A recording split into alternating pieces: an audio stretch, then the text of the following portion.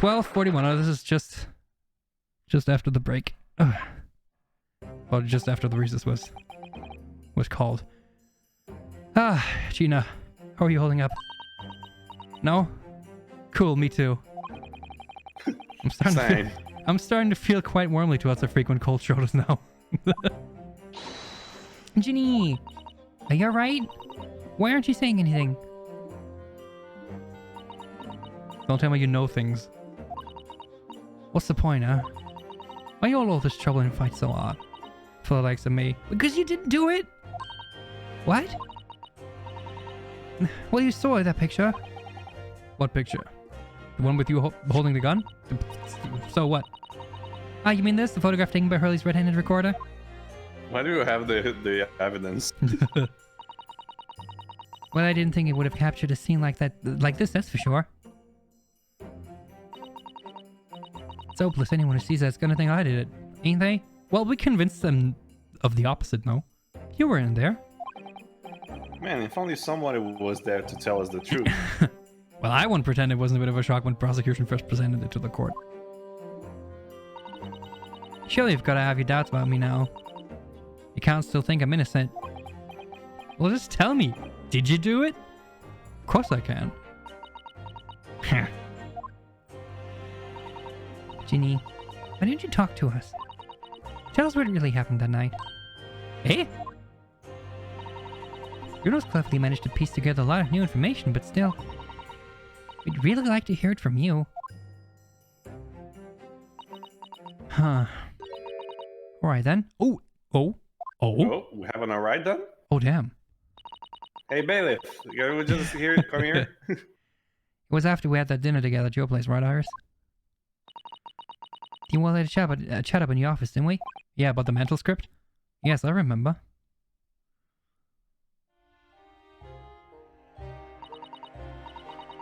After that, I just couldn't go to sleep. So I slipped out and went down to the street to the 2-to-1. To Windibank's place. I had to know if Ira's story was there or not. The Hound of the Baskervilles. I don't know what it's about or nothing. But if you ask me, there's something in it that Shumps don't like. Something what he don't want people reading. So that's why he lied about Iris saying they didn't look with Windibank for safekeeping. Well, at least that's what I thought at the time. But it's actually there, or it was actually there. So you broke into Windibank's? I just had to know if it was there or not. I mean, I had no idea all that was going to kick off, did I?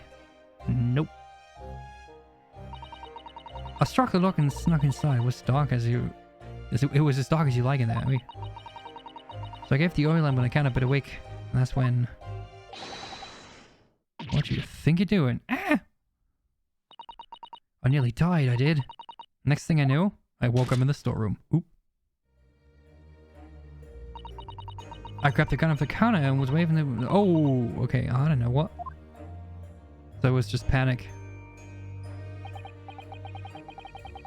Ah, you're the girl who was in here this afternoon. I didn't think pickpocket went in for armed robbery. The manuscript, have you got it here? Did Sholmes leave a load of papers with you, a story? I beg your pardon? The yarn of the something or other. If it's here, I want to see it. I'm sorry, young lady. But I'd sooner die than relinquish an article belonging to one of my customers. I don't want it. What would I do with it anyway? I just want to see it's here, that's all. Oh, you want to see it, do you? I want to know if Shum's really pawned it or not. Please, just let me see it and I'll go. Oh, very well then. But for pity's sake, stop waving my gun around, would you?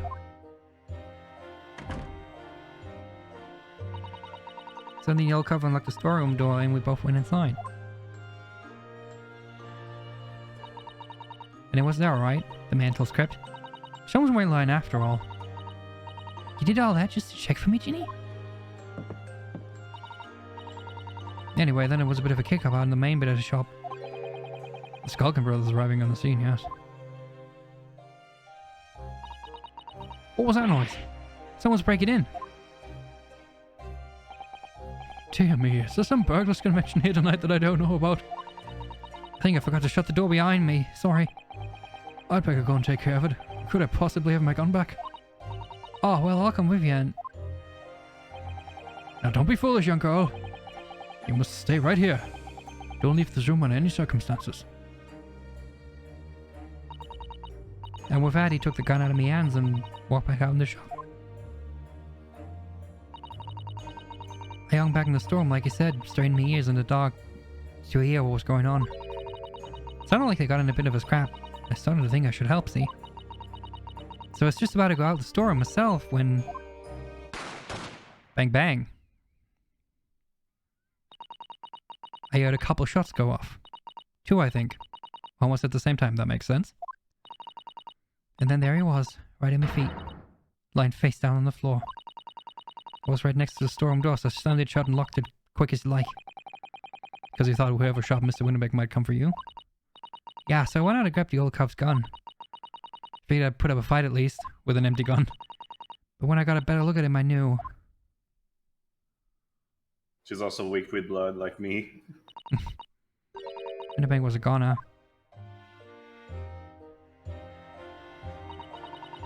It felt funny me all of a sudden, kind of dizzy. Yeah. Yeah, and after that, I don't remember nothing. That must be when you passed out, you know. If I hadn't done what I'd done, the old cub might still be alive. Nah, you don't know that. Did you tell the police everything you told us? Of course I did, but they didn't believe a word of it, did they? All I said was if I kept telling lies, it'd make things worse for me.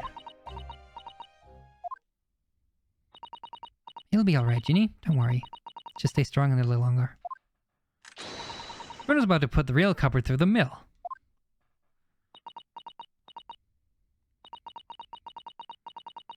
The cover was in the afternoon. That Eggert Benedict.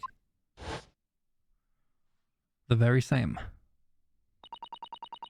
I still remember how he looked at me like I was nothing. He was there that night. We don't know his real name yet, but I'm convinced he's involved somehow. Anyway, thank you for telling us what happened, Gina. I appreciate your honesty. You what? You can leave it all in Bruno's capable hands now, Ginny.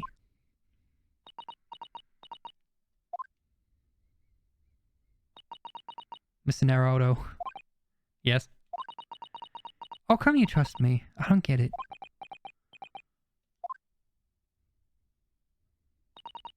I mean, have you forgotten what happened here before? Come on, it was only 2 months ago. Me and McGill did. We told you a whole pack of lies. And you got the bog trot off with him! Even though he was a killer. Oh, I could never forget that. Still nags me. Just because you committed perjury. I did what I thought was best at the time. The pain of that error of judgment doesn't get any easier to bear. Still, don't forget that I also made you a promise. I told you that I'd be on your side to the bitter end, no matter what. But what if I'm lying? You could be working to get another kill off the Yoke Fall, you know. Well, the evidence says otherwise. I was once in your position, Gina. I was the accused in the trial. You were. Before I left Japan, I was accused of murder. And strange as it might sound, the circumstances of the crime were pretty damning. I was sure that no one would believe it wasn't me who done it. Oh, Bruno. There was one person who stood up for me, who believed in me and was prepared to defend me. It's me, Ouchie! My best friend, Taketsuchi. Ha ha. I miss him.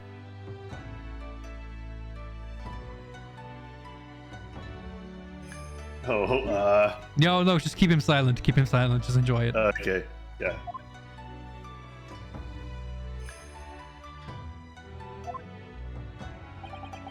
I was so happy I cried. But even then, somewhere inside me, I couldn't help thinking, surely he doesn't really believe in me. Not completely. but I was wrong.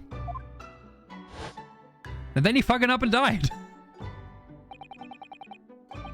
So as my trial began, it was obvious. He was taking this seriously. Daddy had an absolute unwavering belief in me. Holy shit.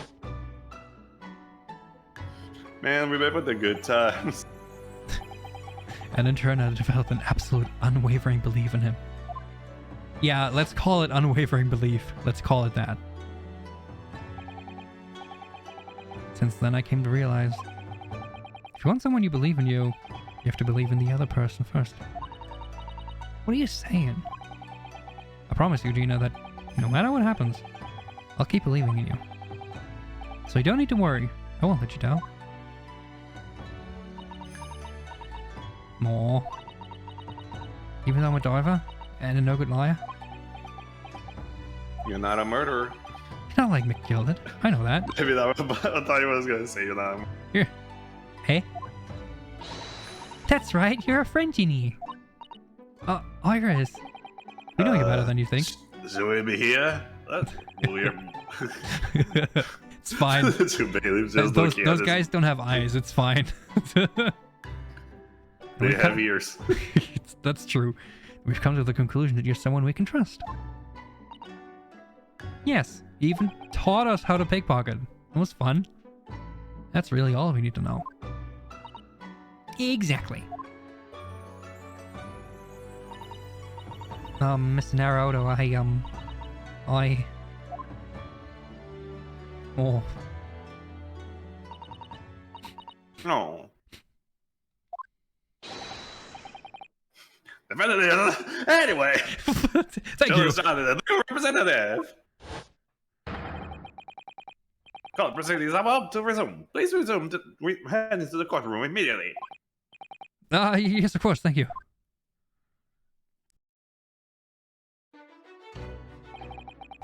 I'd be both a defendant and the defending lawyer at my time.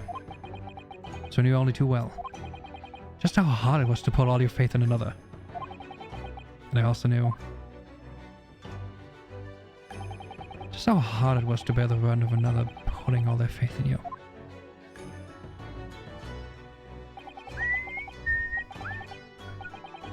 This is it at last. The final chapter. The final battle. Wish me luck, Sato-san. And I hope you're watching over me too, partner. The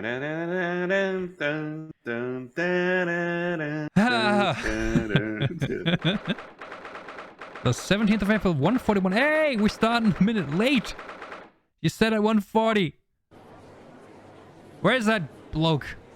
Oh, they already made room for him. There is space for him. I hereby call this court to order as we resume the trial of Miss Gina Listro. Lord Vinzites, have you successfully subpoenaed the witness? The subpoena was delivered to the communication station where the man works immediately, my lord. However, the heavy rain has delayed the arrival of Pear. Oh, don't tell me he's gonna have an accident on the way, please. Please. I see. Is it gonna be Beppo? Let us turn our attention to Inspector Gregson's proceed of the case.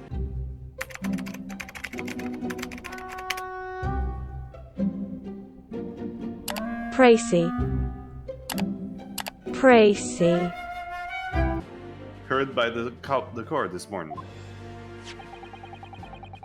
The glaring omission on the third bullet in your report is a serious blunder, Inspector. Yes, I can only apologize, my lord. And although the defense chemical analysis of the blood at the scene makes for a compelling argument, I cannot permit such untried methods to be used as evidence in my courtroom. God damn it. It's a big mistake to cross Harley and me. A very big mistake. Ooh. Oh, hello. Hello? Hello! The subpoena witness has just arrived in the building. Thank you, bailiff. Are your balls okay? Stop it in the name of the law! Thank you, officer. Show me to the stand without delay. Giselle Bright, is that you? Mr. Eggert Benedict. I didn't expect to be crossing paths with him again so soon. And certainly not like this. I was, though. I did. Yeah. Hello there. What's your real name, by the way? Wow, this is a crew, isn't it? Thank you for complying with the code subpoena at start notice, sir. But of course, my lord. As an upstanding member of London Society, it is my pleasure to oblige. Mm-hmm. Now, kindly state your name and occupation for the record. Ashley Graydon, Communications Officer. Okay, Ash Gray. I get it. Mr. Graydon and I both work at London Central Communications Station. Now, perhaps somebody will kindly explain what all this is about? You were apprised of the situation by the court officer on their way here, I presume?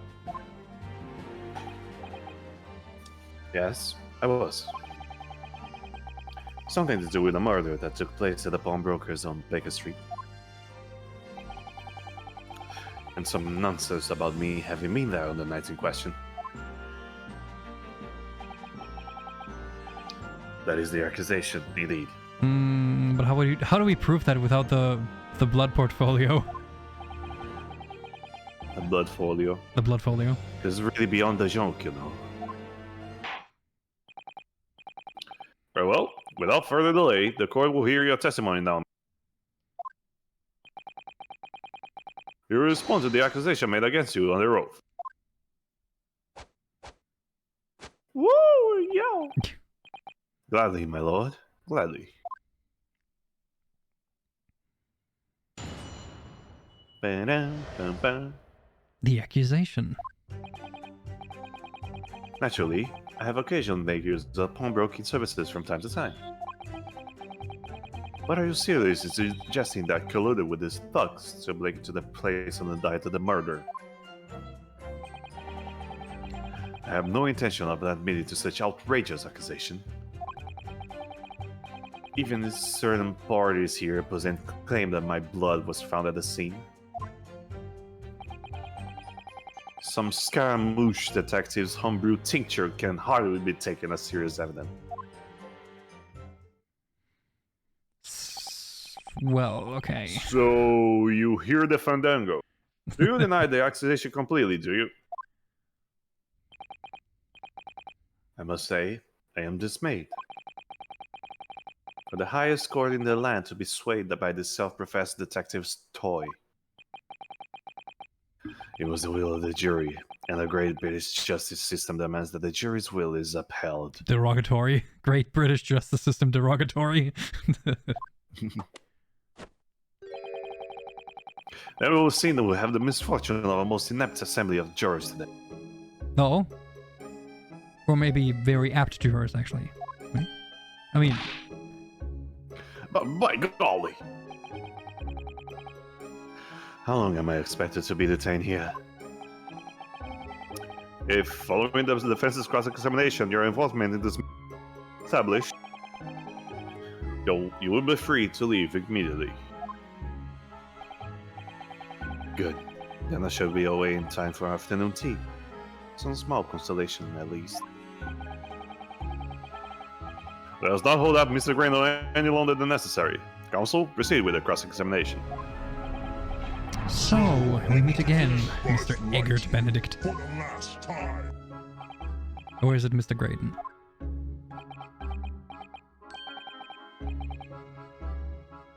My apologies. You are?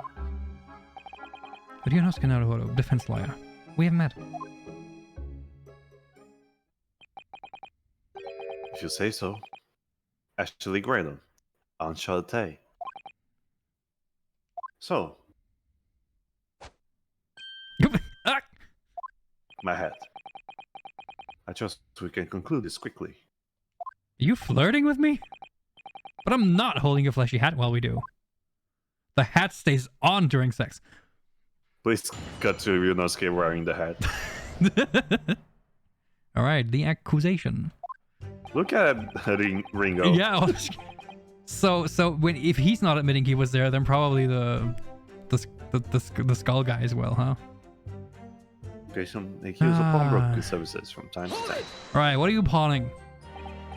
Yes, we even met in the very pawnbrokery where the crime took place on the afternoon of the day in question. What a sentence. Though, of course, you introduced yourself by a different name at the time. Hmm? It was Mr. Eggert Benedict, I believe. Tell me, what made you... Objection! Sure. The witness is here to testify about events that took place that night.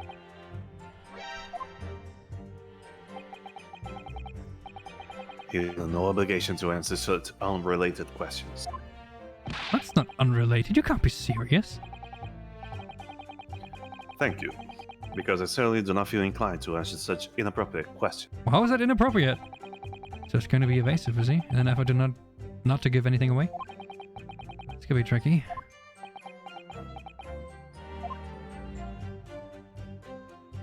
There. Are you seriously suggesting that I... Hold it! You can't be suggesting...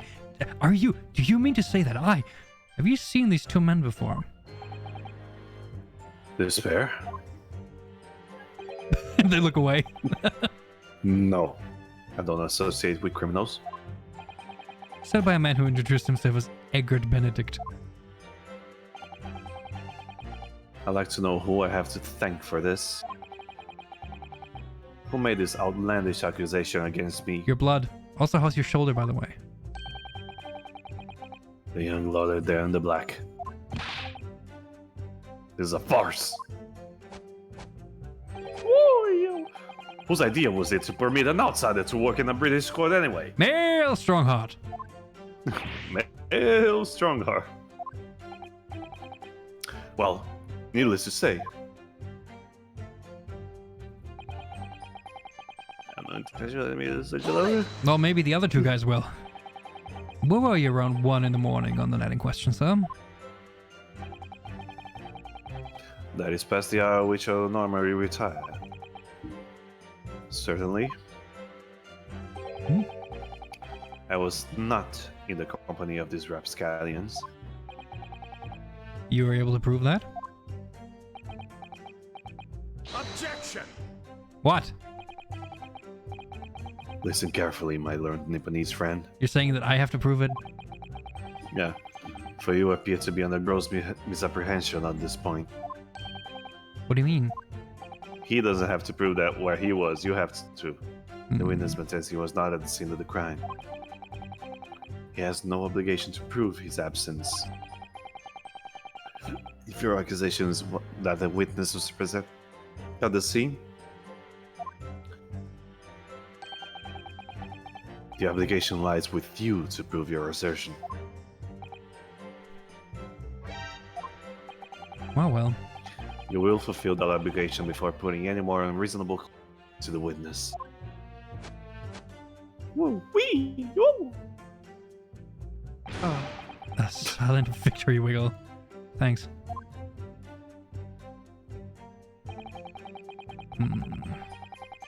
Hold it! And by certain parties you mean... Oh, blood was found at the scene of a crime, there's no question of that. Mr. Sholmes' chemical analysis has positively identified the substance as such. But I'm not the only human to have blood running through my veins, am I? How can you be sure that the blood is mine? It could equally be the blood of one of these two miscreants. Oh no, see, they don't have a gunshot wound anywhere. Every individual's blood is a slightly different composition, it seems. Mr. Sholmes' chemical is able to differentiate different... Spare me this science lesson. Who is this Sholmes character anyway? It's the guy who's way more attractive than you. Oh, I assumed all Londoners would know the name. He's a great, well, renowned detective. So even you are unable to bring yourself to say detective. A great detective, you say? Not in the realm of fairy tales, are we? Nash? You okay?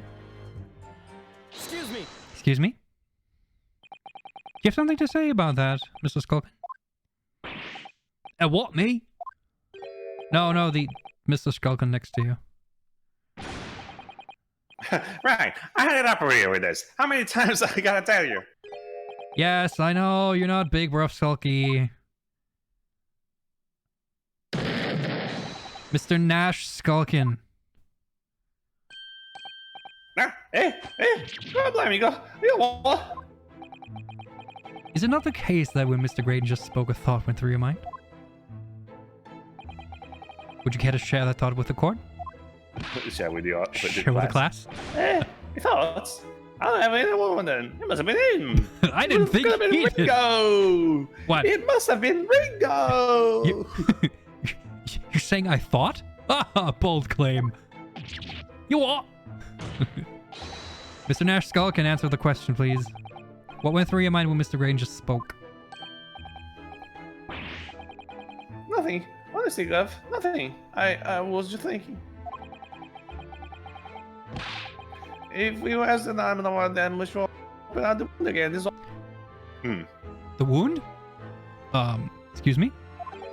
What wound? Why you took the bullet, of course. It was only 2 days ago. Ain't gonna be you'll happen on yet. Well, that was easy. So I was, well, you know, I was worried for him, and... Oh, those bells. Mr. Graydon, did you hear that? Oh, how's the shoulder there, Von Karma? Yeah. Oh, what? Man, look at this smoldering look. Your comrade is worried about you, it seems. On account of your injured arm. My lord? Yes, Mr. Graydon? I have no idea what these two wretches are talking about. Certainly, I shouldn't be expected to answer anything in relation to the mileage. Is he gonna just like dance around somewhere and then he's gonna bleed through his suit? You know that someone other than the victim was hit by a bullet at the scene of the crime 2 nights ago. And from the height of the bullet hole in the wall, that person was likely hit in the upper arm or thereabouts. Like where you're gripping right now-ish. Perhaps you'd allow a court official to examine your arm, sir? The left arm you're currently clasping with your right hand, as if in pain? No. I refuse. You have shown no evidence whatsoever that links me to these common thieves. Accordingly, I am not only obligated to permit any such invasion of my privacy. Suppose he's right. As I've already said, I'm completely uninvolved in all this. I've never had anything to do with the pawnbroker or this fellow who's killed whatsoever. Ah, well, so you say you'd never saw this music box disc? I take offense at the insinuation I was in any way involved. Gregson, you were there? Gregson? You claim to have nothing whatsoever to do with Mr. Winterbank's pawnbrokery. My lord?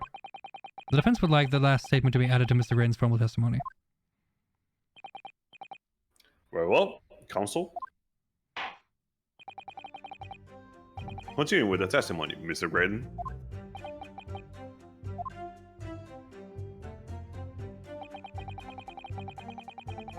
Haven't had anything to do.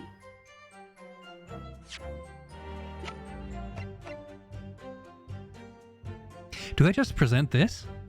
No, because this is a new evidence, so... I mean, this is a new statement. Maybe we press it. Oh, just to see yeah. what Just let me check if there's a... No, it doesn't have a name. That's the small box. Yeah, no, it's just checking. That's for the code. Yeah, okay. I'm just gonna press it for now. Never had anything to do with it. You forget that I was there, Mr. Graydon, on the very afternoon of the incident. Obviously, I am not a complete stranger to the pawnbrokers. I am currently on the lookout for an armchair to furnish my study. Objection! No, you were there to redeem an article. I have no idea what you're talking about. Oh, but Gregson does. Is that right? Excuse me! Excuse me, then? Sulky? you have something to add, Inspector? Eh? Come again, Sunshine? You were there too, in fact. Weren't you, Inspector? That afternoon? Well, yes. I do remember meeting yourself in the pawnbroker that afternoon. You, your own Japanese assistant, and the accused were all present, as I recall. And at that time, this witness, Mr. Graydon, was trying to acquire a particular article. Well, no. Remember, he's not supposed to talk about the music box disc.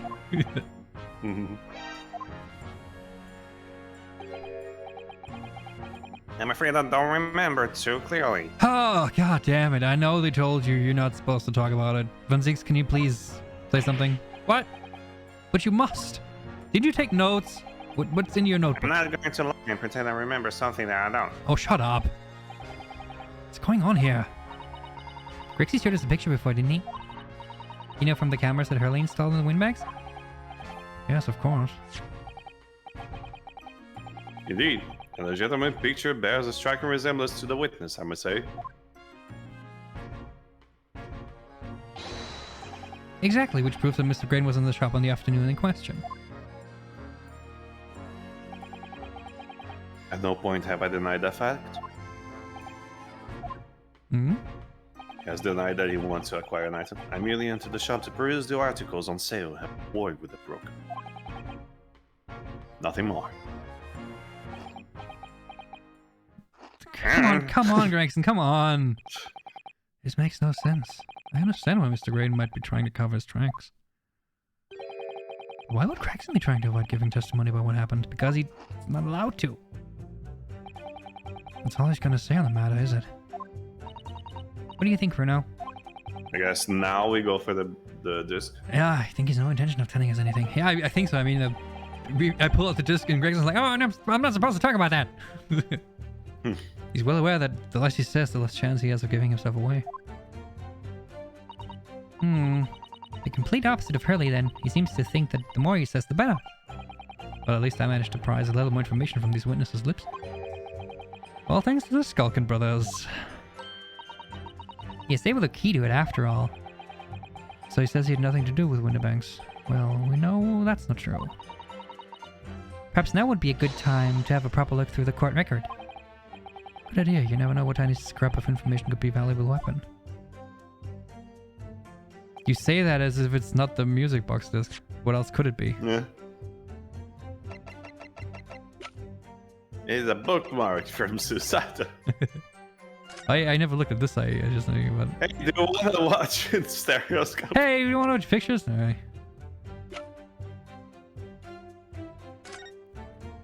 I mean... It has to be the disc. It has the fingerprint.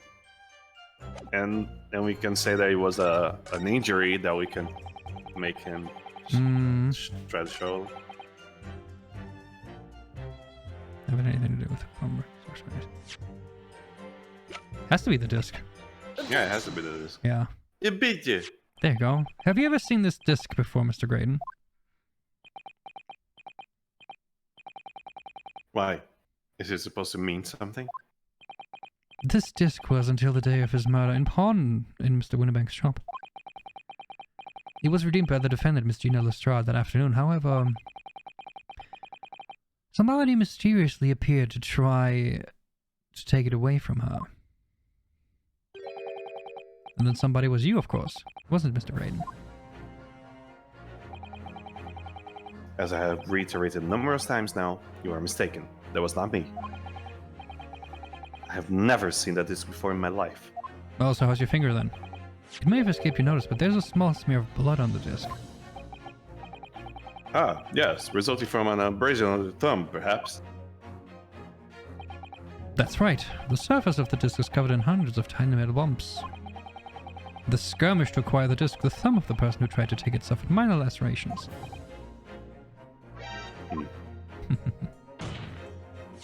So, while the disc bears remnants of that skirmish in the form of the smear of blood, the thumb of the person in question must bear the remnants also, in the form of a scratch. Good gracious. Indeed, he must. Mr. Graydon. You refused to allow the court officer to examine your arm before. How about your thumb? Are you now going to refuse to allow us to examine your thumb? Because I have no doubt that it bears a small scratch consistent with the smear of blood on this disc. No. Well. It would seem I underestimated you. Hmm. What is the meaning of this? I was just lying on their oath. So you admit it now. You admit you have a scratch on your thumb from when you attempted to take the disc from the defendant.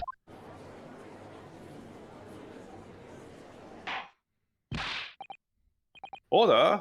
Order! Well, Mr. Graydon? It would appear there has been something of a misunderstanding here. I did not attempt to take the disc, as you put it. No, but the reverse. I took it, pulls out disc. What are you trying to say? Really? Whoa! It's quite simple, you see. The disc was mine from the outset. Yeah, the technicalities. Is there some crime in taking an item that you want on a pawn? What? It would seem, Mr. Graydon, that in this piece of evidence, my learned friend has established a link between yourself and the incident. Yeah, that was my entire Man, if entire only that goal. was a very obvious note saying former gilded. Uh-huh. Accordingly, you tell the court everything you know about this disc now. As you wish. Though I'm quite sure it has nothing whatsoever to do with the pawnbroker's murder. Hmm.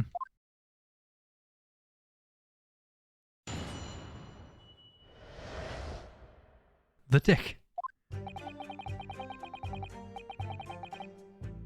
There's a note on the disc saying for my gilded, but the item belongs to me.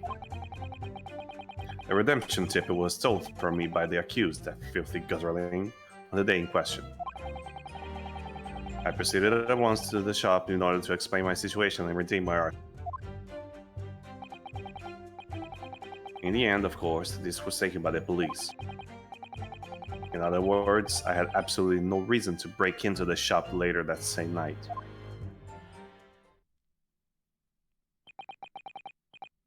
Did I hear you correctly, sir? McGilded, you say? The famous London philanthropist? The dead London philanthropist? Who was very hot. When he This is died. like the end of sentence. When he died, yes. The Paris, the very courtroom 2 months ago, have been being acquitted of a distinctly massive murder. Do you remember case 1, children? Yes, my lord. The one insane. Good lord, Mr. Raiden. Are you saying that Mr. McGilden and yourself were acquainted? Yes, that is correct. Mm-hmm. Order? Well, I certainly didn't expect to hear that name uttered here in my court again. According to what Gina told us, this disc was placed in pawn on that fateful night 2 months ago. McGillett himself gave instructions to deposit it at Windibanks. It's funny that Mr. Graydon here is claiming the disc belongs to him then, isn't it? In all likelihood, he's lying. So he appeared that afternoon at Windibanks in order to get his hands on McGillett's disc for some reason. Counsel, will you commence your cross-examination, please? Could it be that there's a Morse code on that disc? Because he's a communicator, he can actually understand it? Yeah, but now he posed a really good question. Why would he try to break in if the disc was in police? True, yeah. Is there some other item? Hold it! Would you care to explain how this belongs to you? As you will observe, a communications officer such as myself commands a fine handling. You are certainly exquisitely dressed, sir. So you see, I have little need to make use of the services provided by the pawnbroker trade. However, I did once find myself in difficulties having misplaced my purse while I was on a rare errand. Which is why I found my fine black overcoat to the broken question was brown. You claim that was your overcoat? The one with Mason's blood on it? Obviously, and in my haste, I clean forgot that the music box sits when it's in its pocket. And yet, there is a note on it that says for McGilded. I'm a collector of rare and unusual music box music. Sure. I first met Mr. McGilded at a gentleman's club in the city and was interested to discover that he shared my penchant in that area. What? For all I know, that's penchant. To Google, hold on. Yeah, sure. Go check. Penchant? No. No. Penchant. Okay. So, the disc in question, it's a pre-production sample. Umbrella by Rihanna. I promise to let Mr. McGilded hear it. But then you forgot that it was in the pocket of the overcoat you were forced to pawn. Does it say the color of the overcoat in the slip that we have? I don't think it does. One gentleman's overcoat, no. Oh, okay, so it's just overcoat. Okay. Okay. Yes, exactly. Gina didn't mention any of that in her testimony 2 months ago, did she? No, because Miguel had threatened her to keep her mouth shut. Which means that if we dig too deeply here, it's going to expose Gina's perjury. Ugh. True. But yeah, this is complicated, isn't it? Let's leave it alone for the time being. So what, we have to press a very specific one? No, I don't think. Nah. Hold it! So you're saying that Miss Lestrade lifted the ticket from your pocket or bag? That's right. Despite being mindful of danger when walking the insalubrious areas her kind frequent. Objection! Miss Lestrade does no such thing. Well, of course you would take that stance, but the girl is a regular offender. How do you know that? You came to the pawnbroker that I prepared with all the information you needed to identify the defendant. You were looking for her, that's what brought you to Winterbanks. You get your hands on Mr. McGillet's disc. Objection! My learned friend is a veritable front of nonsense. Nonsense? Really? I concur with the prosecution. Really? Jesus. Counsel, you will refrain from conjecturing this way. Is that clear? Fine. Yes, my lord. Then I will continue with my testimony for what possible use it can be. Just you wait. Hold it! Had you ever been to Winterbanks before?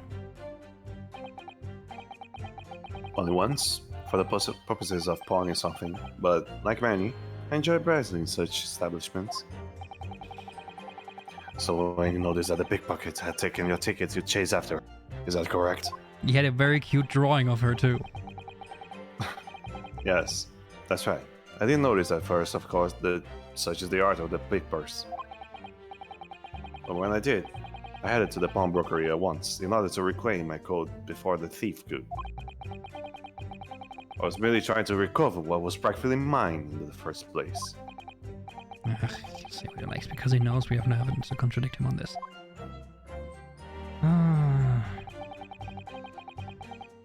This was taken by the police. Oh! Yes, it was taken by Inspector Gregson here, wasn't it? That's right. This was the very man. Apparently, the police are collecting anything that has a connection to Mr. McGilded as evidence. Excuse me! Is that right? Yes, it is right. Is that right? The police. Something wrong, Inspector. I'm not supposed to talk about it. Well, what do you mean? The last remark Mr. Graydon made in his testimony seemed to trouble you in some way. Oh, no, he didn't. It's nothing. Leave it alone. Sure. Let me ask you this, Inspector. Why is Scotland Yard gathering Mr. McGillet's possessions? I can't tell you something like that, sunshine. What is it, Inspector? investigative secrets? Yes, exactly. You should know all about that. Magnus McGilden, who died so unexpectedly after his trial 2 months ago. A man renowned throughout the capital for his great contributions to public life, yet he had a dark side too. Yes, he was Irish. I'm the Senate. Where are you going with this, Benziques? I suppose the police are dealing with the aftermath of his nefarious activities, are they? That's enough. Coppers like me have duties to carry out that we're not at liberty to... That's all you need to know. Duties conferred by Lord Strongheart, I presume. Oh. Ooh. The Lord Chief Justice appeared to have great faith in you, Inspector. Why Strongheart decided to hide the... I'm this. If you want to get more out of me, you're gonna need Lord Strongheart's paw print first.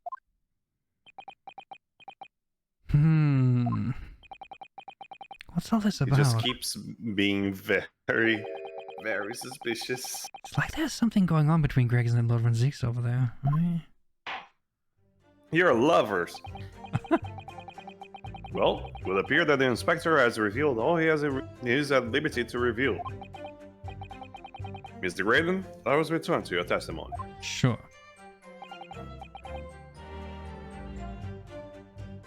Gladly, my lord.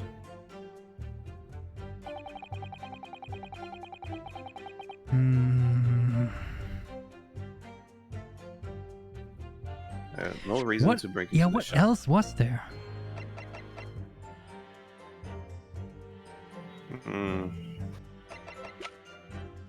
Yeah, the only two items that are notes are the coat and the box.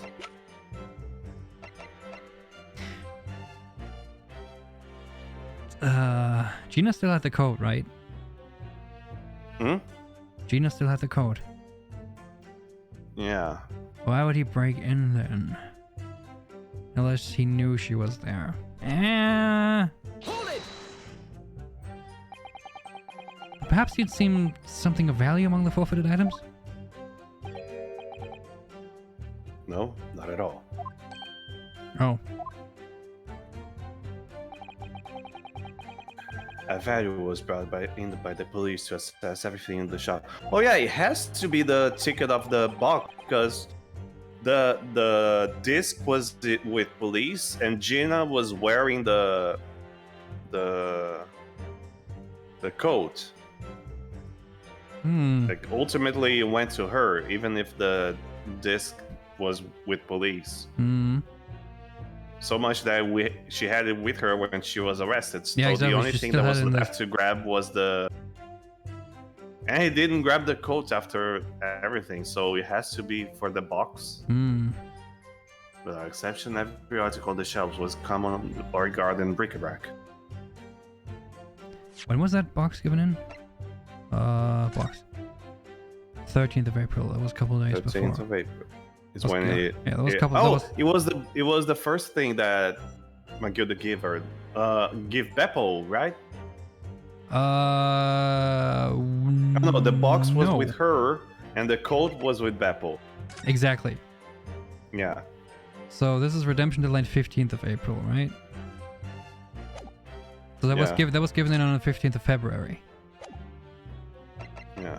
And this was 2 days before, so that's the box that McGilded brought in, right? Yeah. Wait, what's it say? And I guess that's the only thing that's left there because the coat was with Gina and the Yeah, disc exactly, was exactly. with the So it police. must be, yeah, it must be the ticket for the box. It then. must be this, yeah. Okay, let's just see where this goes. Mm-hmm. In that case, it's clear that you broke into the shop later that day in order to recover Mr. McGillet's disc. What? Have you not been listening, man? Apparently not. Yeah. This is the game saying do not use the sleep for the code. If I wanted to recover the disc. You may recall that it had been seized by the police that afternoon. He was no more in the shop than I deny. As I keep saying, I simply had no reason to break in. So there was nothing of Mr. McGillis left in the shop that night. Nothing this man might have been after. There was one. I wonder if that's really true. Bruno, if you have some evidence, then let him have it. I'm dying to see that irritatingly assured expression of his crumble. McGillis slipped the disc into his coat pocket and had it deposited in Winniebank's by Beppo. Here's the things that you need to discard from presenting. Then, when he realized he was going to be arrested on suspicion of the Omnibus murder, he threatened Gina and forced her to take the redemption ticket. Right? There's no doubt about it that Windows is lying through his pearly white teeth. Police were obviously after anything left behind by McGillis as well. And so Inspector Gregson ended up taking the disc into custody that day. But Gregson's being very strange about all this. There must be a reason for that, I'm sure. I just don't know what it is. But now I need to focus on exposing the fact that Mr. Graydon is lying in his testimony. Friends in high places. Yeah, so we give the slip for the box. The slip for the box, yeah. The only thing that I'm... Well, no. Even if the redemption deadline passed and it wasn't like... Yeah. It wasn't paid, it would still be in the shop because he would then sell it, right? Yeah. So it would have still been there, probably. So let's just try this. Objection! There we go. This disc was deposited at Windibanks on Magnus McGillis' instructions. You knew that, and you went there with the intention of obtaining it for yourself. However, then you... Let me finish! Conjecture again. And in any case, the disc was taken to custody by the police. Let me finish. The witness had no reason to visit the pawnbroker again that night. Let me finish. Thank you. Shut up! Sorry, my learned friend. But that's not true. What? Mr. McGillis had another article in Pawn at Windibanks. As this second pawnbroker's ticket proves. Ah. There were two articles belonging to Mr. McGillis. And the reason you broke into the shop that night was to recover the second one. Together with your two accomplices, the Skulkin brothers. That stings.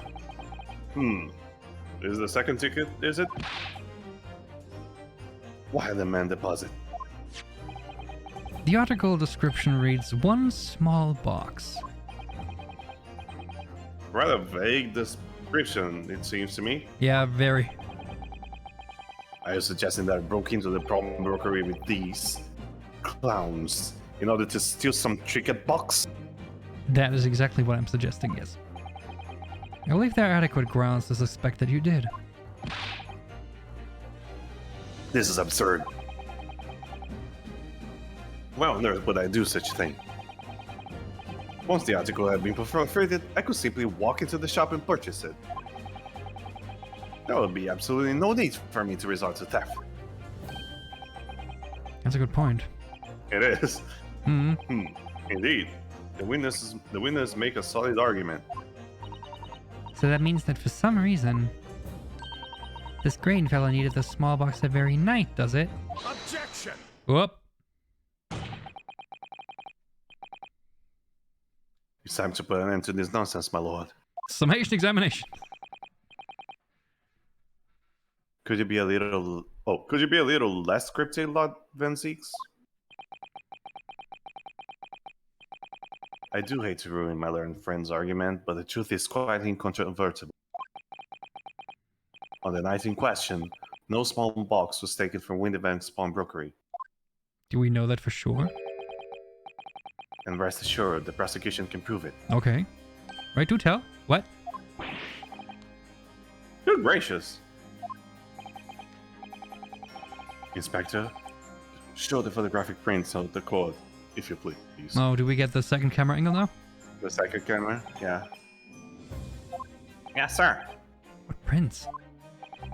Fingerprints? These prints I were don't taken think so. from one of the detective's security cameras. From one of them, okay. From the other one then, huh?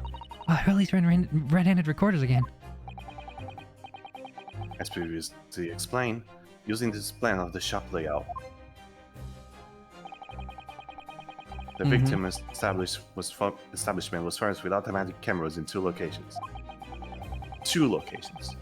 One was set to capture the counter where Mr. Winterbank received his customers, and the other was set to capture the shelves on which the articles were placed for sale once forfeit. So it was in the storeroom then. According to the information on this ticket, I guess this small box had been forfeited already. Oh, so it wouldn't be on the shelves, yeah. Yeah, it 2 would days have been. before the incident, and at 9 p.m., the 13th April to be precise. But maybe he didn't put it there. Which means it would be on the shelves for forfeited items in the shop front. Or maybe it was, but because it was such a non-slip, they would just try True. to grab any boxes. True. Also true. Now, what I have here is a print taken by one of the cameras about 2 hours before the incident. I mean, it could also be that he was after what was in the box and just left the box there. But if you don't know what the box is, unless you start opening everyone. Yeah, unless you start opening all the boxes. Yeah, true.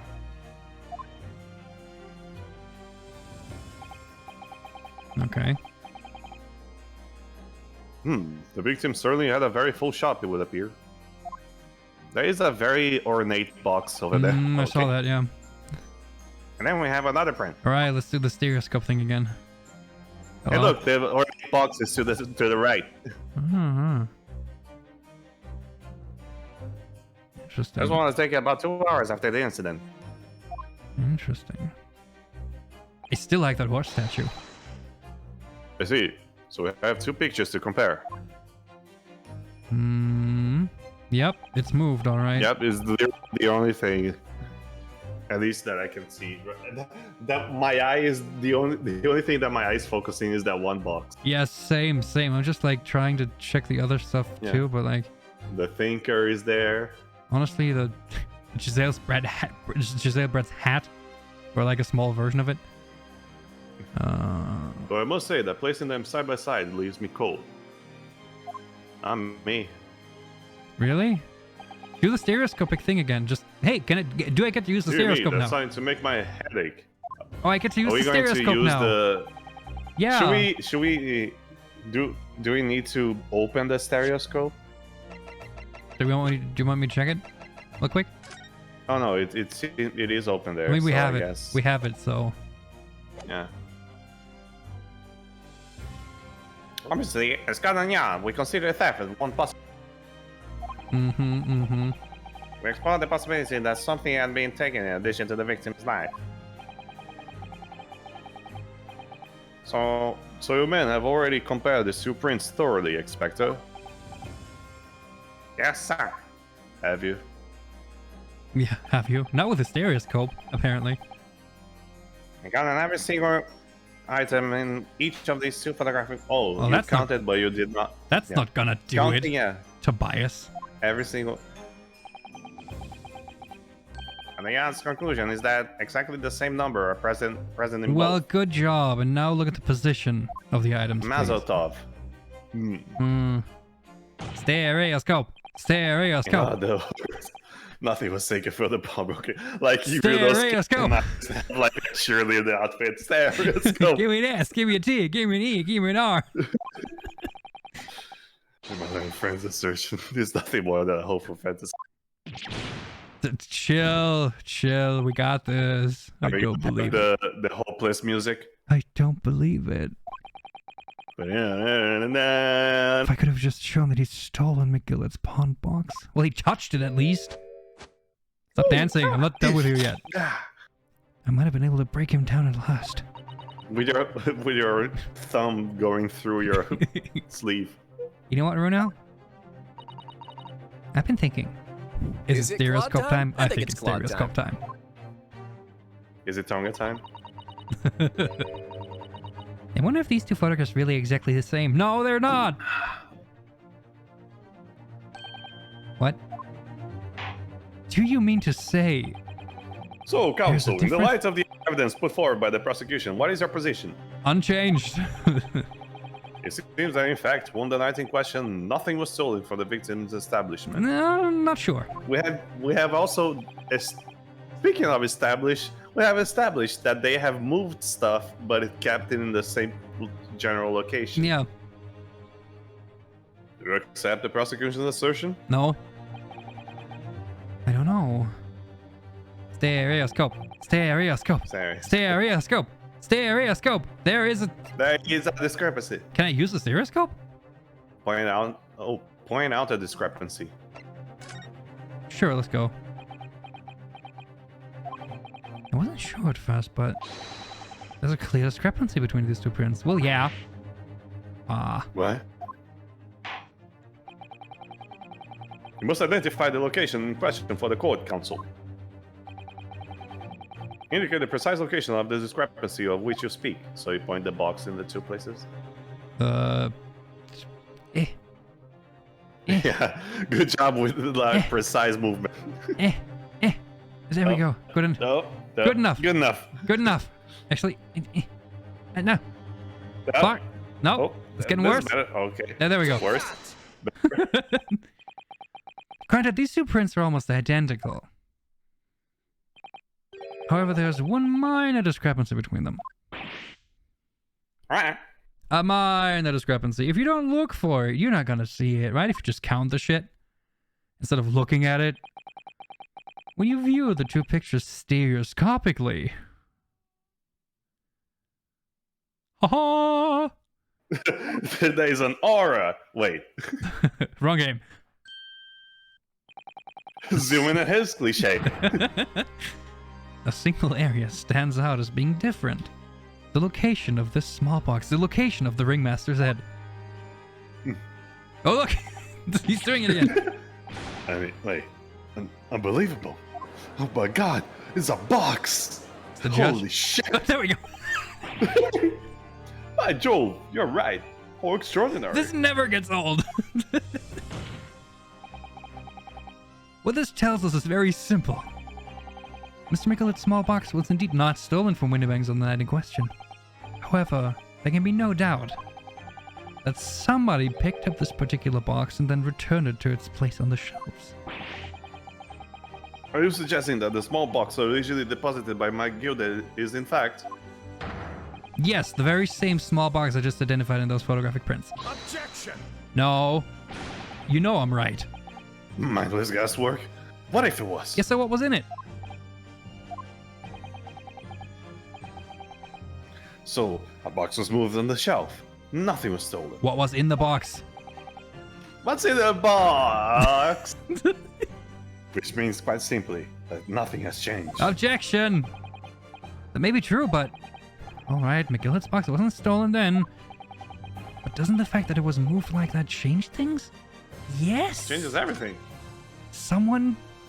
Yo, what does a box do usually? It contains things, right? What does the box do? Ding, ding, ding, ding. I believe Welcome to this early changes... 2000. I believe this changes everything about this case. How can that possibly be? Consider the nature of a box. The crucial point is the fact that what was moved was a small box. In other words, we have to consider what might have been inside that box.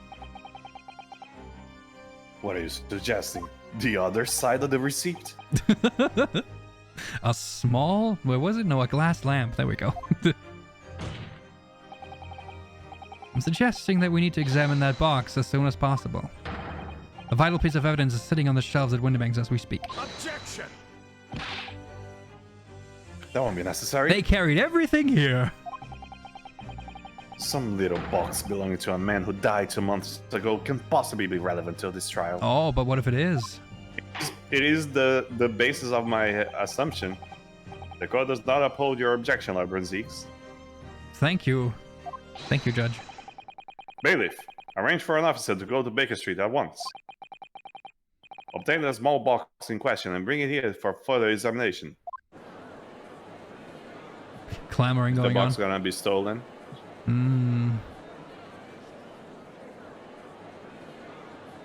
Oh, the suspense. The suspense. Why does this look like an opening to a sitcom? To a very bad sitcom. The hot, and the hot. Welcome to today's episode of Ally McBeal, everyone. We should have a report within half an hour. Anybody want to watch 2.5 Men? I think perhaps we should recess for a while until the evidence is brought forth. To be hoodwinked by such a farce. Disappointing. Oh, you wait. This is gonna get real good. Just you wait. I beg your pardon, Lord Van Zeeks? This is nothing but a smokescreen. A Nipponese speciality, it would seem. I read manga. I know they just all of them. What are you trying to say? That I'm a ninja? My learned friend has persisted with the same line of reasoning from the very beginning. Yes, because Gina didn't like do a it. Ninja. like a ninja. This witness was to steal an article belonging to Mr. McGilder from the pawn. Yet, common sense tells us that none of the articles have value enough worth stealing in the first place. Well, We don't know that. Maybe it's not about value. Exactly. I mean, who knows what was in that box? It would be beyond absurd to break into a place for the purpose of stealing such commonplace property.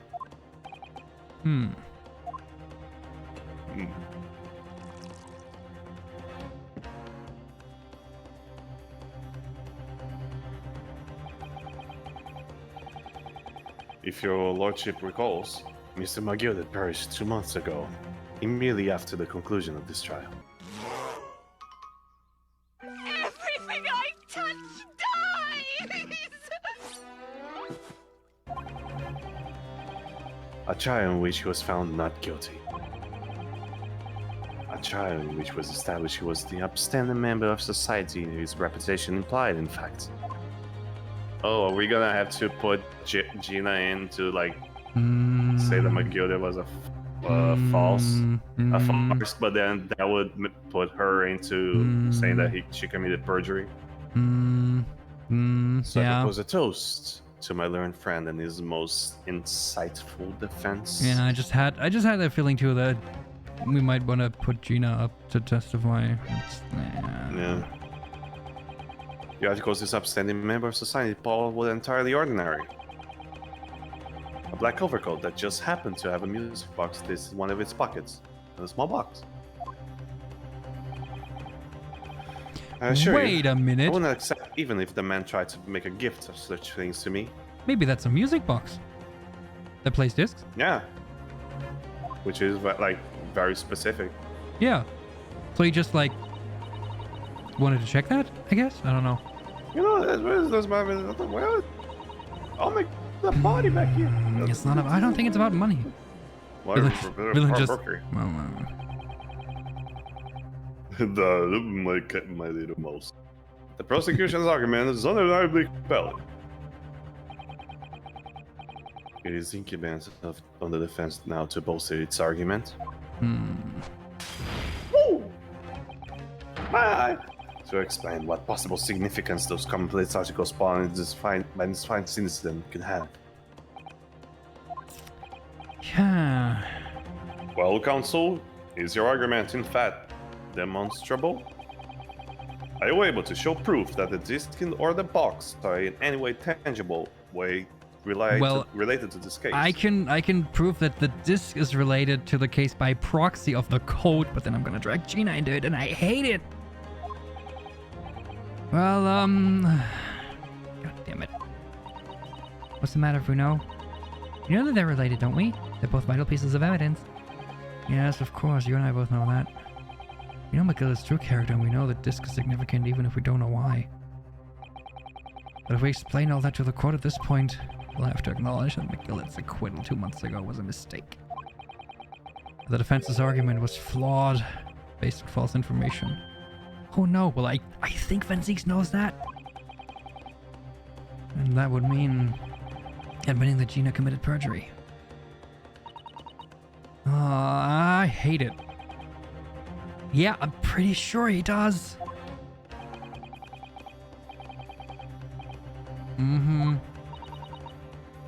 Maybe this could be a great opportunity for us. I'm just gonna do it. It's the only thing I can do, right?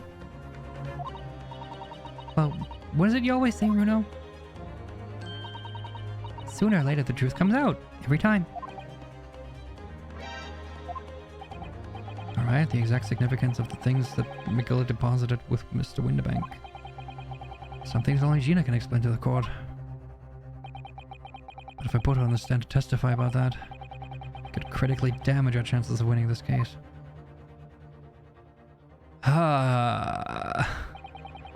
What's the right thing to do here? Yeah, no, bring her in. Yeah, I mean, yeah. What else can I do? Right, I don't think there's anything else I can do, so... My lord, the defense would like to make a proposal. Oh, my proposal, counsel. Well, the court awaits the arrival of Mr. McGillet's small box. That a euphemism? I would like to call the defendant, Miss Gina Lestrade, to the witness stand. Oh, the defendant? To what end? It's to do with the various articles deposited at Winterbanks by Mr. McGillet, my lord. Miss Lestrade has information relating to them. I believe it would be beneficial for the court to hear what she has to say. It will prove the significance of the articles in question once and for all. Well, things are becoming interesting. I presume you consider the implications of the testimony you're proposing? Thoroughly, yes. In particular, the impact you have on the accused standing, and indeed your own. Mm-hmm. Also, you're also putting that you let a guilty man go. Exactly, yeah, exactly. Irvin Zeeks, would you care to explain that last remark? The prosecution accept the defense's proposal. I move to interrupt the cross-examination of the current witness and hear from the accused herself. Very well. If you have no objection. So, the court will now hear the testimony of the defendant, Miss Gina Lestrade. Your witnesses currently in the stand may step down until the further notice. You don't have a hat on. What are you doing that for? I shall bid you good day. No. You stay. I still need you. Wait. You, sir, shall remain in the stand while Miss Lestrade testifies.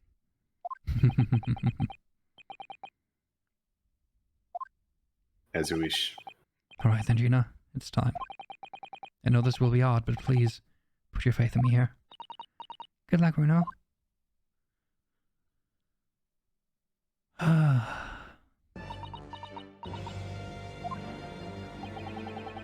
The articles that Mr. McGillet had deposited in Winterbank's pawnbrokery are intimately related with the Omnibus case, the trial of which was heard in this courtroom 2 months ago. Yes, and I remember this young lady being brought before. Mm-hmm. That's right, my lord. Her testimony helped to establish the innocence of the defendant, Mr. McGillet.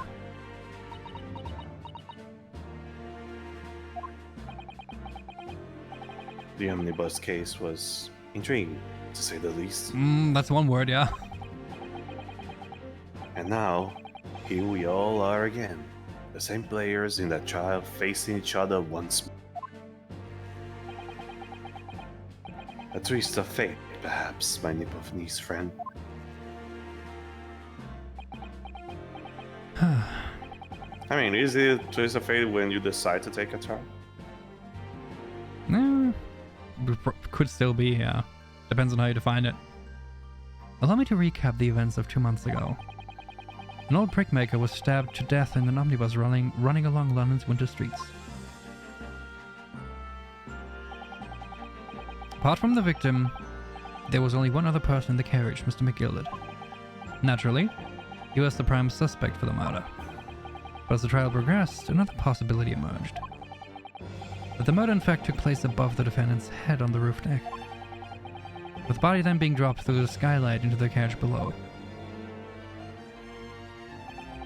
It was Miss Lestrade whose testimony brought that possibility to light.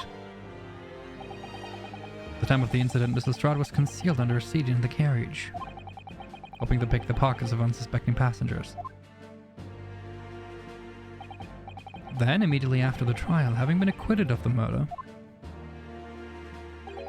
Mr. McGillet died in this very courtroom in the most extraordinary of circumstances.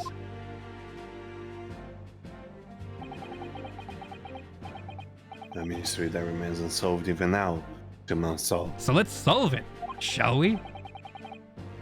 As indeed does the Omnibus murder itself. Be that as it may, I recall neither the disc nor this small box being mentioned in the course of those proceedings. Miss Lestrade, would you tell the court now, please? What really happened in the Omnibus 2 months ago, I mean? I don't know what you mean. I already said it all I want to know. And what about everything you told us yesterday from inside your prison cell? Please, Miss Lestrade, this is extremely important. But... Remember, little girl, if it transpires that I willfully withheld information in the trial 2 months ago. Okay, willfully, that's a good word there, because she didn't do it willfully. Yeah. The Home Office will seek to prosecute you for perjury. Okay. Well, we have an out. Yeah, it was not willfully. I got it.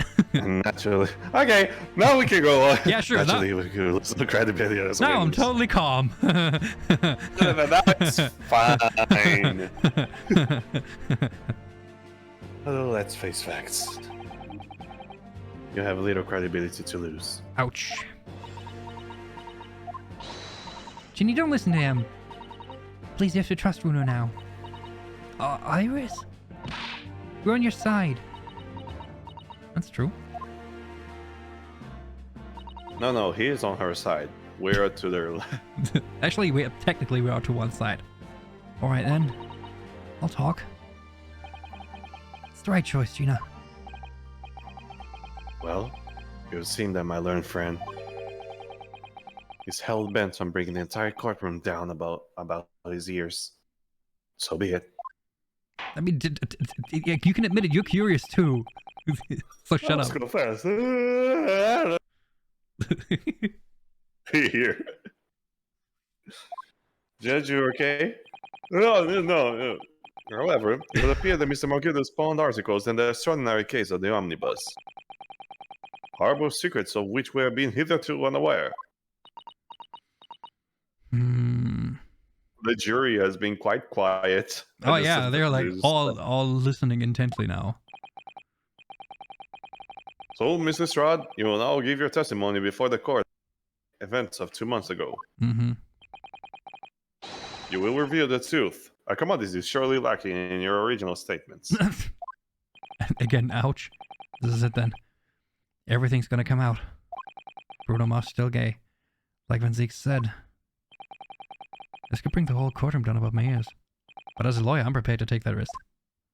So, it's all for my client, right? The real truth of the Omnibus case. Truth is, that Brickmaker Cove was in the cabin of the Omnibus the whole time. When the Irishman dragged me out from under the seat, I saw the disc on the floor. All of a sudden, I heard a scream from over my head, and the pair on the roof deck went off to call the slops. The slops. That's how McGillis slipped the driver some tin to do a run to the pawn shop roundabout. He threatened me not to snitch. Threatened. Is that on the record? Threatened. Not to say nothing to no one about what I'd seen or heard. Oh, that's it? Good grief, this is outrageous. What we just saw in the court bears almost no resemblance to your testimony 2 months ago. Threatened. Almost like you were intimidated by somebody. Threatened. It's the same, my lord. Threatened. Then there's every chance I may adjudicate an error in my gilded trial. Oh, that was the jury. Don't worry about you. It sounds very much to me as if the man deliberately deceived this court Yes, that he did. in an effort to cover up the most wicked of... Yes, that's true. Without doubt, your lordship is correct. A great injustice was done in this courtroom 2 months ago. Mm-hmm. The actions of the accused in that trial, of this witness, and of my learned friend are entirely inexcusable. Oh, believe me, I feel the very same. I don't believe it. The whole trial was a farce. It was all lies. Wah! I forgot that lawyer from the east. Yeah. Fucking asshole. You're wrong, a lot of ya. Mr. Naruto, the lawyer there. He didn't know nothing about it. Humbug. There's the jury. I don't think so. Are we really expected to believe that? He really stitched everyone up, didn't he? What an operation to get the man off scot-free. Unforgivable. Stop. I said stop. Stop. Breaking up over walkie-talkie. It's over.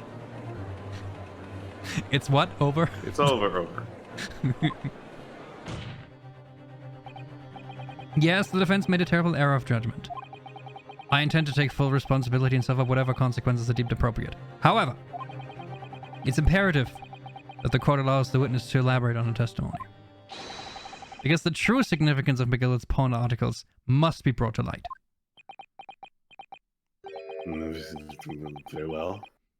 My learned student friend. Franzix, you can drop the act. I know you're on my side technically here. Given the depths of calamity you had just plunged yourself into, this may well be worth hearing.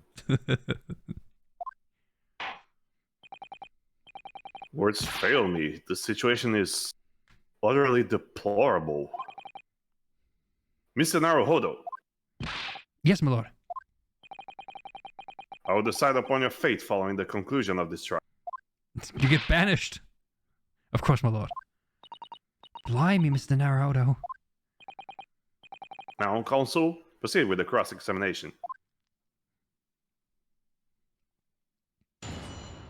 Oh, hello, Mr. Ash? Yeah, why? Hello? Oh, is his wound open? Did he turn around because of that? Anyway. We need to Hold press it. and then see what's going on. He might be reacting to something she says. And you were hiding in the cabin at the time as well, weren't you, Mrs. Strahd? Yeah. So this is a sad thing that he's doing? If I remember rightly, in the storage compartment underneath one of the seats? Yeah, that's right. It's pitch black under there, so you can't see nothing at all. No, in your testimony 2 months ago, I feel certain that you claim Mr. McGillicud was the sole passenger, did you not? False testimony, my lord. Threatened! That's what he told me I had to say. But it's important that you tell us the truth now. Were McGillicud and the victim acquaintances? I don't know. Well, we established that in the original trial. Can we look to the right a little bit? Oh, yeah, sure. Oh, they're talking. Hello, conspiring? Excuse me. Interesting. So do they know each other after all? Or maybe Ash is just telling him to keep quiet. Yeah, maybe Graydon is, maybe Graydon actually is a bigwig. Yeah. Oh, but I did hear him talking a lot. What were they talking about? Never mind, what were they talking about? What are they talking about? Well, I couldn't need to, but if I had to say... I think it was about money or something. They kept talking about buying and not buying. Perhaps business dealing of some kind. Well, anyway, they got louder and louder. It started to sound like a proper fight. I was pretty scared by then. I hardly dared to breathe. And then all of a sudden, I heard a noise like someone keeling over on the floor. It was blooming loud and all. And I believe you let out an involuntary scream? Yeah. That's what gave me away.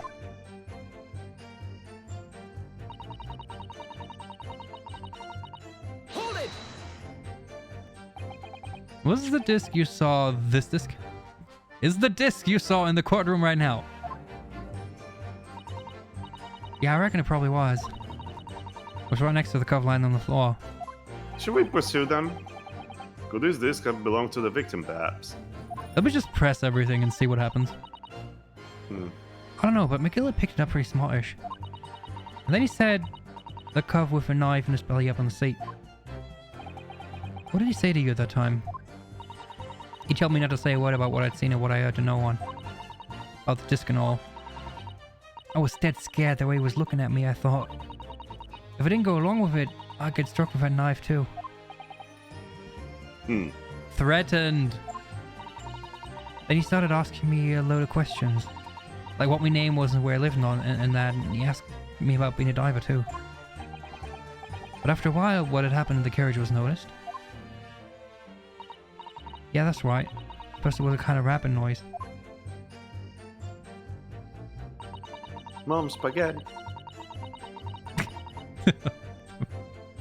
Hold it! There were two gentlemen occupying the seats on the roof deck, I believe.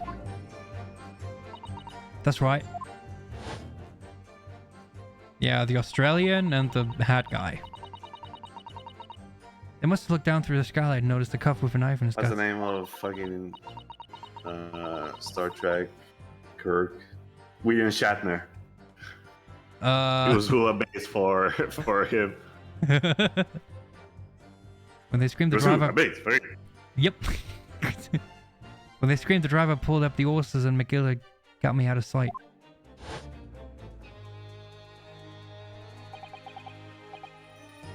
Out of sight? Where? I got into the seat where I started off. As the carriage came to an halt, the two cuffs from the roof ran to fetch the slops. They immediately left to fetch the police. It would appear they were entirely unrelated to the accident. So they left McKeel to the driver and you still at the scene. Yeah, only the driver didn't know I was there because I was under the seat. I got the cabin door open and a voice from outside. The driver, yes. He also testified in the trial, I believe.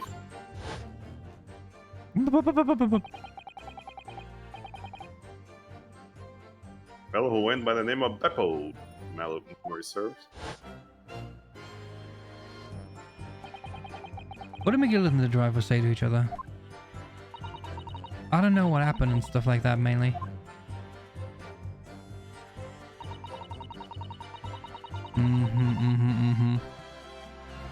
Hold it! That pawn shop obviously being Winterbanks on Baker Street. Just a moment, counsel. Do you mean to tell me that the driver gave false testimony in the trial as well? Yep. Does anybody say the truth in my... He just has like an existential crisis. Perhaps the accusation to the pawnbroker slipped his mind when he was in the stand. Indeed, Lord Francis. McGill took off his coat and gave it to the driver. He folded it up all careful like before handing it over. When I saw him do that, I remember thinking, that coat ain't that coat and what's in it has got to be The worth a code few and bob. what's in it. Yeah, the coat and what's in it. It's got to be worth a few bob. Yes, Gina was sure the disc must be worth more than Mr. Winterbank was suggesting, wasn't she? I remember her quitting with him over the price that afternoon at the pawnbroker. The driver looked pretty happy when McGill had flashed some brass in his face. He went running off at a lick. And the bog trotter called to me and told me to come out from the Drax cabin. Threatened. Threatened. Important part here. Threatened. Threaten you how exactly? Told me he'd only be able to stop if he did exactly what he said. Which he could have given false testimony in court 2 months ago. Yeah, that's it. And there was one other thing he said. Yeah, that's it. Which was? He told me I'd have to hang on to the ticket from the pawn shop and make sure not to lose it. The ticket? Well, I never. Said if he didn't show up to get the ticket off me before 2 months passed, I had to go to the pawn shop and pay the money to keep it in lug, to stop it being forfeited. He left me with some brass to pay for it. But really, why on earth would Mr. Magilda have done such a thing?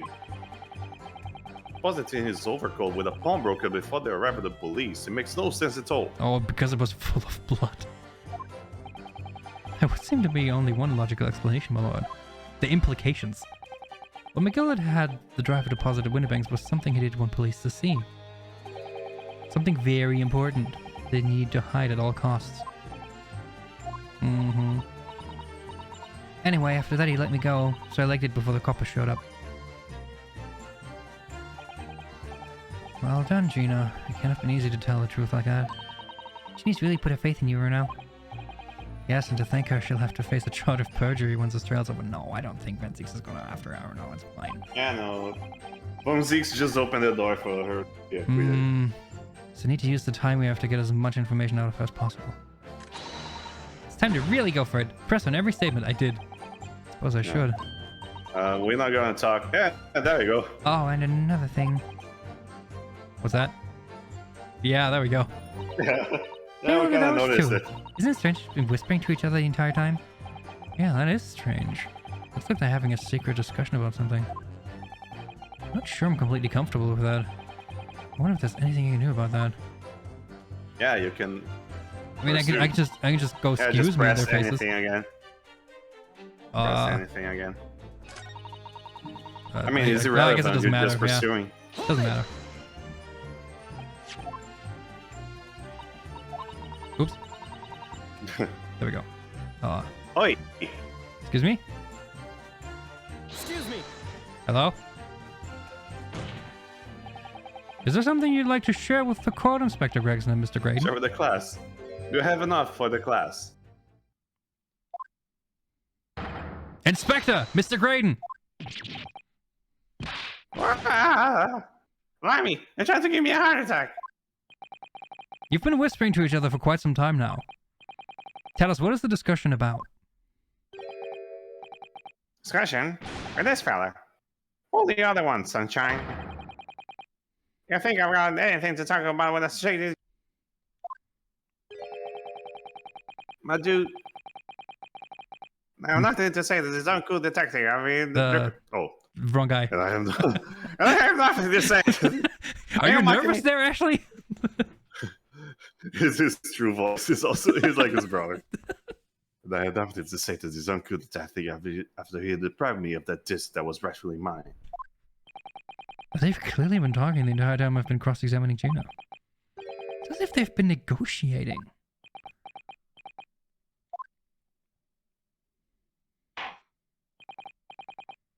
Thank you, Miss Lestrade. Thank you, Counsel. I heard enough. I believe now we have a reasonable understanding of what actually transpired on the Omnibus.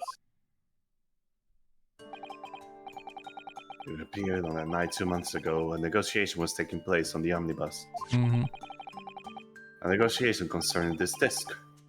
However, matters did not run smoothly. When the parties involved began to quarrel over price, Magilda took what he wanted by force. At the expense of the other man's life. Which proves my point that this is clearly extremely valuable in some way. Although I don't understand why as yet. Me neither. 2 days ago, precisely 2 months after the Omnibus incident, Magilda's coat and its contents were due to be forfeited. I didn't know what I should do with her ticket. I mean, the cuff died right after his trial, I knew that. So you decided you would try to claim the articles as your own.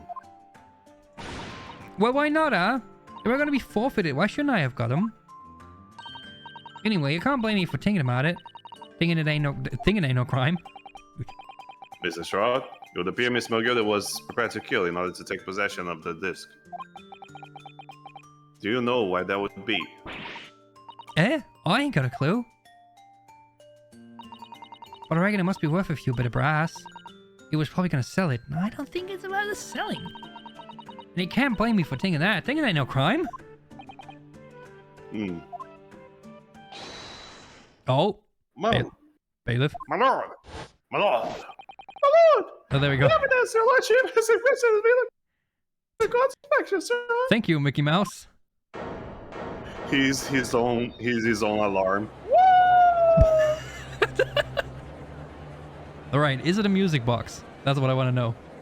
Can we play the disc now? The mysterious little box deposited by Mikhaila 2 months ago. There's no doubt in my mind that is a key piece in this far-reaching puzzle.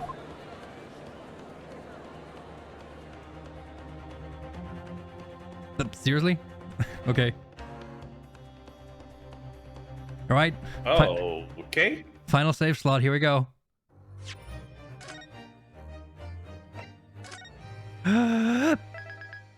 Oof. This is a long trial. Yes, it's been going It's for almost like it's the last one. 5.5 hours now. Can't be longer than the first one, right? I mean, that one took us Oof. 7 hours. This technically should be the final phase. Yeah, technically, Like, yeah, this because is what the now we whole got thing is about. now we got everything. So let's see.